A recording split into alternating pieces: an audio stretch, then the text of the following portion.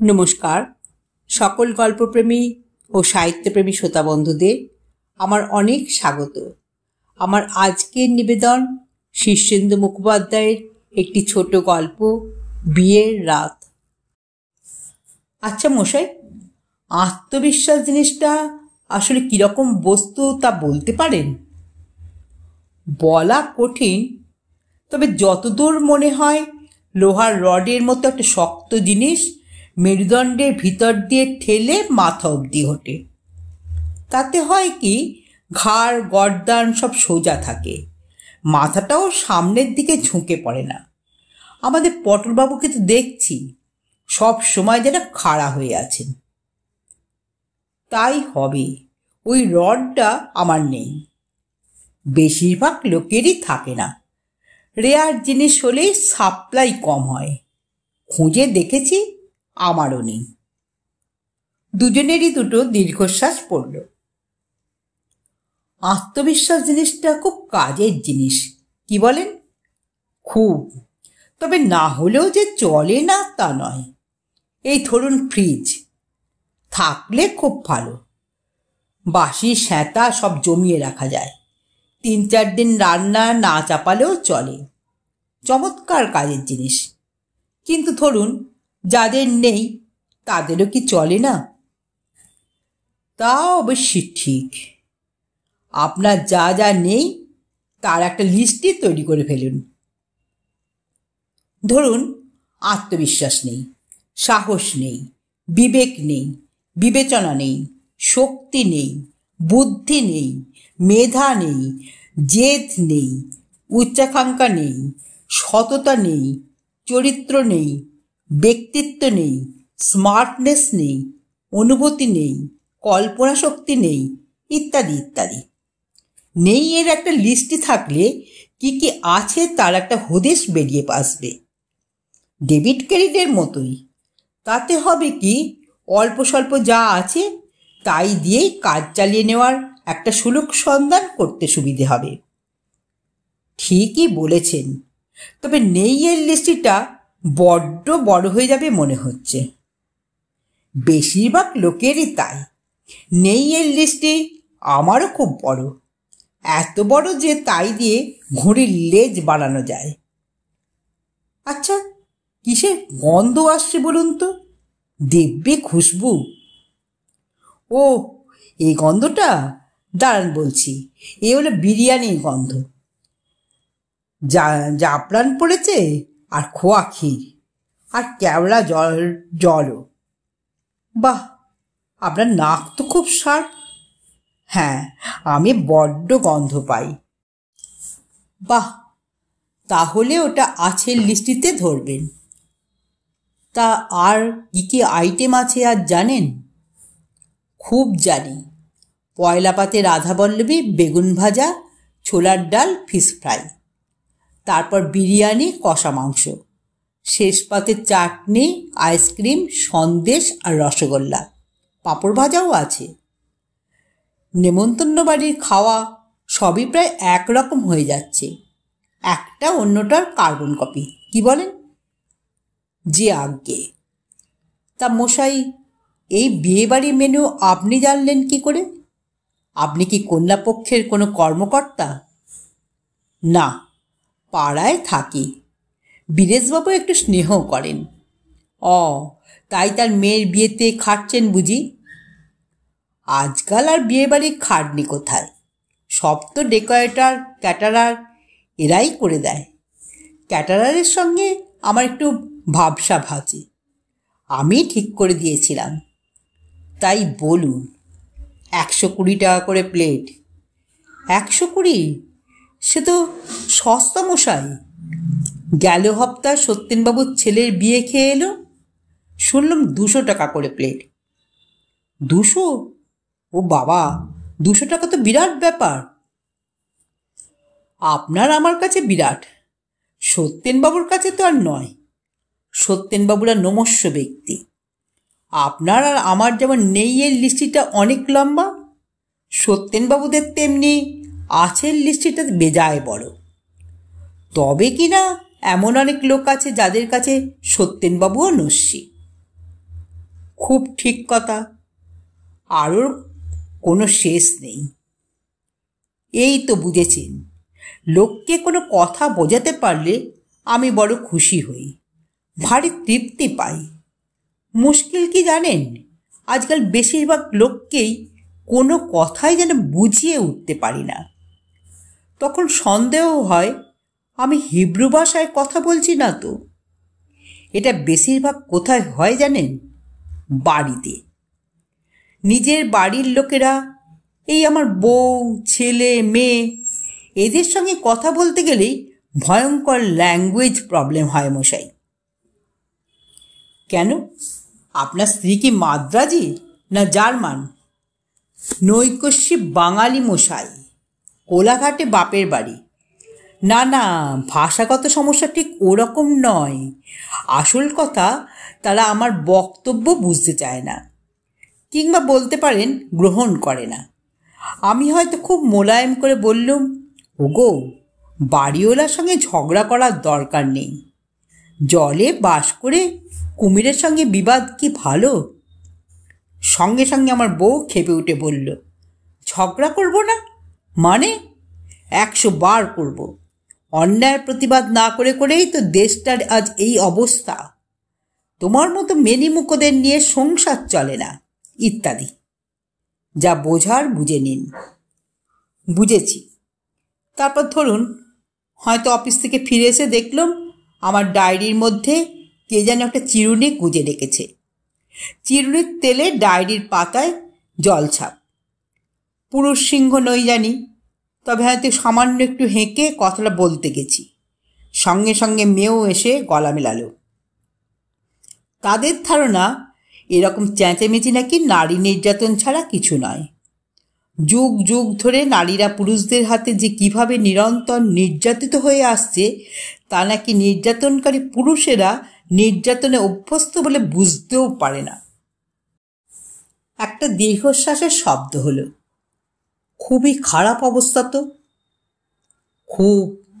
আচ্ছা, এই ছত্তিশগড়, ঝাড়খণ্ড, গোর্খাল্যান্ড হচ্ছে, আপনি কি জানেন আলাদা নারী রাজ্য বা নারীল্যান্ড নিয়ে কোনো দাবি দাওয়া উঠেছে কিংবা আন্দোলন হচ্ছে কিনা? না তো, আমি শুনিনি। উঠছে না কেন বলুন তো? মনে হয় নারীল্যান্ডে চাকর বাকরদের অভাব দেখা দিতে পারে বলেই দাবি উঠছে না। বাহ, বেশ বলেছেন মশাই, অতি ঠিক কথা। নারীল্যান্ড হলে ফাই ফরমাস করার জন্য পুরুষ জুটবে কোত্থেকে? তাই তো, কথাটা আমার মাথায় আসেনি। এটা কিন্তু আপনার আছের লিস্টিতে যায়, বুঝলেন? বুঝেছি। তা ফার্স্ট ব্যাচের ডাক কখন পড়বে বলতে পারেন? মোটে 7টা বাজে। আরও আধ ঘন্টা বা 3/4 ধরে রাখুন। আমি তো সেই দমদম পার্কে ফিরব, তাই বলছিলাম। তা লখনৌ কটায় জানেন নাকি? খুব জানি, রাত 12:42। ও বাবা, ভয় পাবেন না। লখনৌ দেরিতে বলে ব্যাচ দেরিতে বসবে না। দমদম পার্কে ফেরার সবচেয়ে ভালো রুট হলো এখান থেকে বাস বা ট্যাক্সিতে গিয়ে রাসবিহারীর মোড় থেকে পাতাল রেল ধরা। সেটাই তো প্ল্যান মশাই, আর ব্যস্ত হচ্ছে সেই কারণেই। পাতাল রেল তো বোধহয় 9:30 বন্ধ হয়ে যায়। তার মধ্যেই পারবেন। এখান থেকে রাসবিহারী মোড় তো হাঁটা পথ। বাসে 5-7 মিনিট, ট্যাক্সিতে মিনিট 3 কিংবা আরও কমও হতে পারে। বলছিলাম কি, তাড়াহুড়ো করলে খাবারের স্বাদ সোয়াদ তেমন পাওয়া যায় না। বিরিয়ানির গন্ধটা বেশ ভালোই ছেড়েছে মশাই। হ্যাঁ, কারিগর খুবই ভালো। বীরেশবাবু তাহলে বেশ খরচা করেই মেয়ের বিয়ে দিচ্ছেন, কি বলেন? হ্যাঁ, খরচ তো আছেই।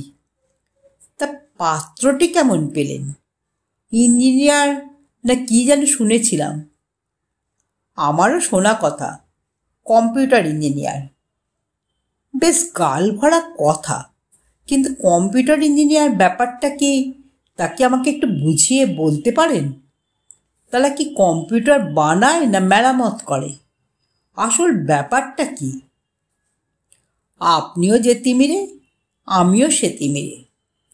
বীরেশবাবু বলছিলেন আমেরিকা না কোথা থেকে যেন ঘুরে এসেছে, তা আজকাল ওই এক দেশ হয়েছে, সবাই শুনি ল্যাজ তুলে সেখানে দৌড়াচ্ছে। আগে বিলেতের কদর ছিল, এখন তো সেইটা বোস্টমঘাটার মতো এলেবেলে জায়গা হয়ে গেছে। কিছুদিন সবুর করুন, আমেরিকাও তাই হয়ে যাবে। তাই হোক মশাই, তাই হোক। এই আমরা যারা আমেরিকা টিকা যাইনি তাদের ভারী আত্মগ্লানি হচ্ছে। বাড়িতেও সবাই ঠেস দিয়ে কথা কয় কি না, বাড়ির লোকেদের নিয়ে আপনার একটু প্রবলেম আছে, তাই না? সবারই আছে মশাই, সবারই আছে। আমি পেট পাতলা মানুষ বলে কবুল করে ফেলি, অন্যেরা চেপে চুপে রাখতে পারে। আপনার তো বয়স কম, বুঝবেন না বলি বিয়ে টিয়ে করেছেন? আজ্ঞে না, আগে করুন তারপর বুঝবেন। বাইরে আপনি যত বড় কেউ কেটে মানুষই হন না কেন, বাড়ির লোকের কাছে পাপোশের বেশি সম্মান আশা করবেন না। কিন্তু আপনি তো সেই বাড়িতেই ফিরে যাওয়ার জন্য ভারী ব্যস্ত হয়ে পড়েছেন দেখছি। ওটাই তো জীবনের ট্র্যাজেডি।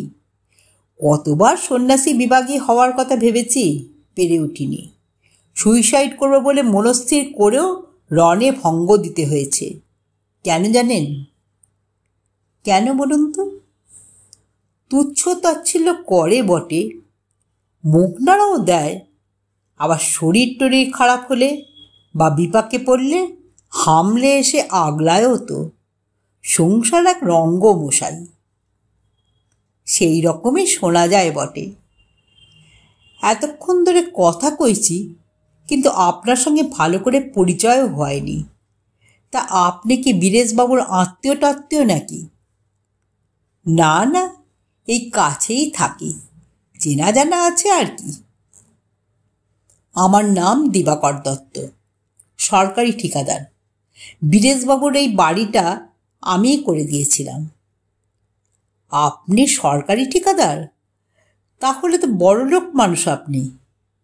আরে না, ঠিকাদারদের আজকাল আর বেশি মার্জিন থাকে না। একে ওকে তাকে দক্ষিণা দিতে দিতেই সব উজাড় হয়ে যায়। পেমেন্ট পেতেও না বিশ্বাস, শুনতেই ভালো। গাড়ি টাড়ি নেই? তা থাকবে না কেন, কিন্তু কলকাতার যা হাল হয়েছে, গাড়ি নিয়ে পারতপক্ষে বেরোয় কোনো অভাব মুখ। ঠিকই বলেছেন। তা আপনার নামটি কি? সুজিত। বামুন না কায়েত? কায়েত। তা কি করা হয় টয়? এই টুকটাক হাতের কাজ। চাকরি করেন না? ওই সামান্য একটা। বয়স তো বোধ হয় 27, 28। তা এই বয়সে আপনার আত্মবিশ্বাসের অভাব হচ্ছে কেন? ব্যাপারটা হঠাৎ আজ সকালেই ধরা পড়ল কি না। সকালে ঘুম থেকে উঠেই মনে হলো আমার যেন আত্মবিশ্বাসটা নেই। তার মানে কি আগে ছিল এখন নেই? আগে ছিল কি না ঠিক মনে করতে পারছি না, তবে এখন নেই এটা বেশ বুঝতে পারছি। কেমন একটু নার্ভাস লাগছে। হ্যাঁ, আপনি যে বেশ নার্ভাস তা বুঝতে পারছি, নইলে আলপটকা এসে আমায় জিজ্ঞেস করতেন না যে আত্মবিশ্বাস জিনিসটা কীরকম। কিন্তু হঠাৎ নার্ভাস এবার লাগছে কেন বলা মুশকিল।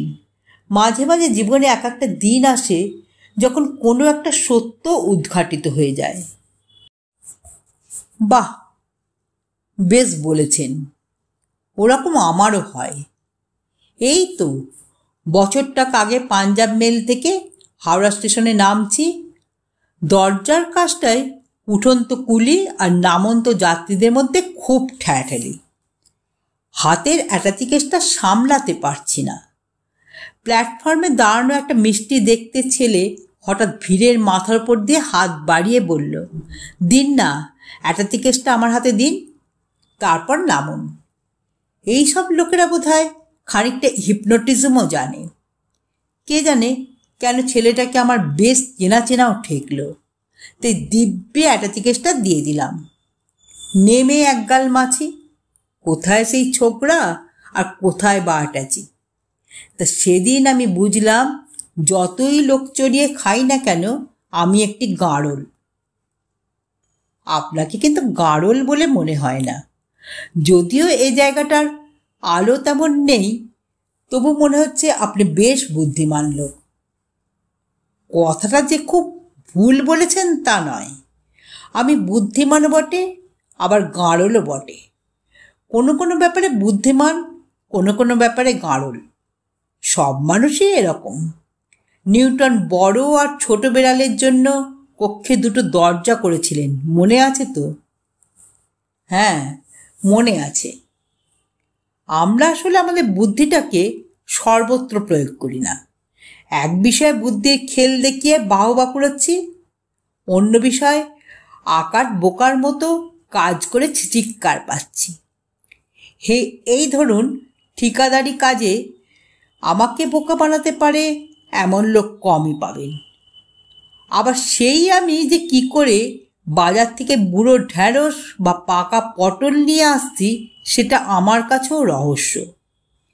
কাজেই আমি বুদ্ধিমানও বটে, বোকাও বটে। কিন্তু আপনার কথাটাই শোনা গেল না। আপনি যেন কেন আজ নার্ভাস বোধ করছেন?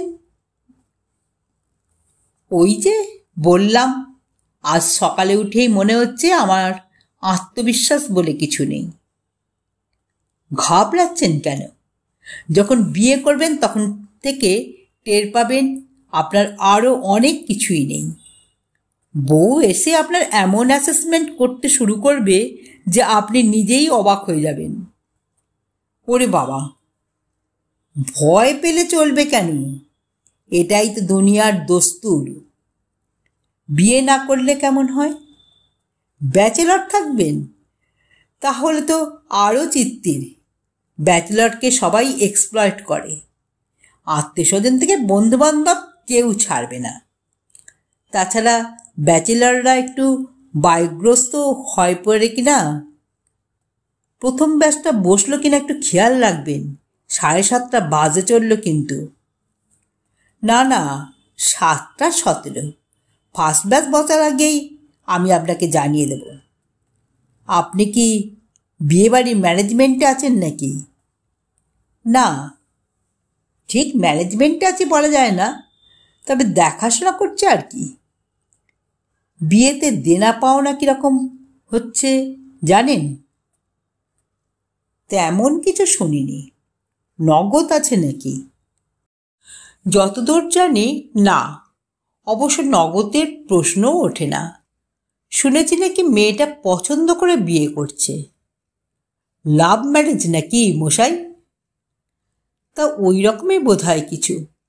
সে কি, আপনি পাড়ার ছেলে হয়ে এসব জানেন না? একটা দীর্ঘশ্বাসের শব্দ হলো। দীর্ঘশ্বাস ফেললেন নাকি? ঠিক ফেললাম না, বেরিয়ে গেল। বীরেশবাবুর মেয়ে রিয়া বেশ সুন্দরী, তাই না? আজ্ঞে, কিরকম সুন্দরী বলে আপনার মনে হয়? খুব। সুজিতবাবু, একটা কথা জিজ্ঞেস করব? করুন না। ভাই, এনি চান্স রিয়ার প্রতি আপনার কোনো দুর্বলতা নেই তো? এ কথা কেন মনে হলো আপনার?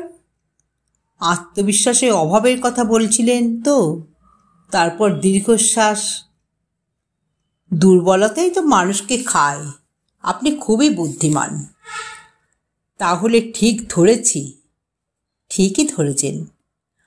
আত্মবিশ্বাসের অভাবের ফলেই এগোতে পারেননি তো, সেটাও একটা ফ্যাক্টর বটে। ভেঙে পড়বেন না মশাই, আপনার এখনো বয়স পড়ে আছে।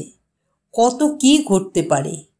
বীরেশ মিত্রের মতো বড়লোকের মেয়েকে প্রেমের প্যাঁচে ফেলে বিয়েতে গেঁথে তুলতে পারলেও হয়তো পরে পস্তাতেন। বড়লোকের আদরে মেয়ের বায়নাক্কা সামলানো তো সোজা কথা নয়। সে তো বটেই। তাহলে খারাপটা কি হয়েছে বলুন? ভালোই তো হয়েছে। আপনি যেভাবে ধরছেন সেভাবে ধরলে বলতে হয় ভালোই হয়েছে।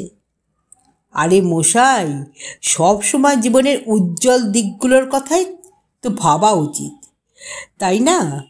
আচ্ছা, আপনার চাকরিটা কীরকম? সামান্যই। সরকারি না বেসরকারি? বেসরকারি। ওই তো মুশকিল, বেসরকারি ফার্মগুলো বড্ড এক্সপ্লয়েট করে। আগে হ্যাঁ, জব সিকিউরিটিও তেমন থাকে না। যথার্থই বলেছেন। মাইনে টাইনে কেমন দেয়? মোটামুটি দেয়, আমার চলে যায়। খাটুনি কেমন? খুব, মোষের মতো খাটতে হয়, দৌড়ঝাঁপও আছে। ওই তো বেসরকারি ফার্মের চাকরির মুশকিল। আপনি তো বললেন হাতের কাজ জানেন। আগে যৎসামান্য। ভালো করে শিখলে হাতের কাজ জানা লোকের অবশ্য চাকরির অভাব হয় না। আপনার হাতের কাজটা কী ধরনের? এই একটু কম্পিউটার নিয়ে ঘাঁটাঘাঁটি করতাম, তাই একটু আধটু শিখেছি। আজকাল তো কম্পিউটারের যুগ, লেগে থাকুন, হবে। লেগেই তো আছি। কোন কোম্পানিতে আছেন? ইনফোটেকনো। ইনফোটেকনো? না, নামটা শুনেছি বলে মনে হয় না। শোনার মতো নয়, মোটে 2 বছর হলো খুলেছে। এবার একটু অ্যালার্ট হবেন মশাই, 7:30 বাজে কিন্তু। হ্যাঁ, ওটা আমার খেয়াল আছে। এখন আপনি ধীরে ধীরে রওনা হতে পারেন, তবে গিয়ে সিঁড়ির গোড়ায় দাঁড়াতে হবে। 5 মিনিট পর ডাকবে। তাহলে উঠি? হ্যাঁ, আসুন। আপনার পুরো নামটা কি জানো? সুজিত বসু। সুজিত বসু? নামটা চেনা চেনা লাগছে কেন বলুন তো? চেনা লাগবার কথা তো নয়, আমি বিখ্যাত লোক নই। তাহলেও কেমন যেন চেনা ঠেকছে। আচ্ছা, বীরেশবাবুর জামাইয়ের নামটা কি বলুন তো? সুজিত বসু। তাই তো, সেই জন্যেই চেনা ঠেকছিল। আপনার নামও তাহলে সুজিত বসু? তা কি করে হয়? হয়, হয়ে যায়। তার মানে কি আপনি বলতে চান রিয়ার সঙ্গে একজন সুজিত বসুর বিয়ে হচ্ছে যিনি আপনি নন? সেরকম হলেই বোধহয় খুশি হওয়া যেত, কিন্তু লোকটা আমি। হ্যাঁ, আজ্ঞে হ্যাঁ। আপনারা এতক্ষণ শুনছিলেন শীর্ষেন্দু মুখোপাধ্যায়ের বিয়ের রাত গল্পটি। গল্পটি এখানেই সমাপ্ত হলো। যদি শ্রোতা বন্ধুদের আমার গল্প পাঠ ভালো লেগে থাকে তাহলে অবশ্যই আমার চ্যানেলটিকে সাবস্ক্রাইব করে পাশে থাকা বেল আইকনকে প্রেস করে অল করে দেবেন। তাহলে যখনই আমি নিত্য নতুন গল্প আপলোড করব সঙ্গে সঙ্গে আপনারা পেয়ে যাবেন। আপনারা সবাই খুব ভালো থাকবেন। নমস্কার।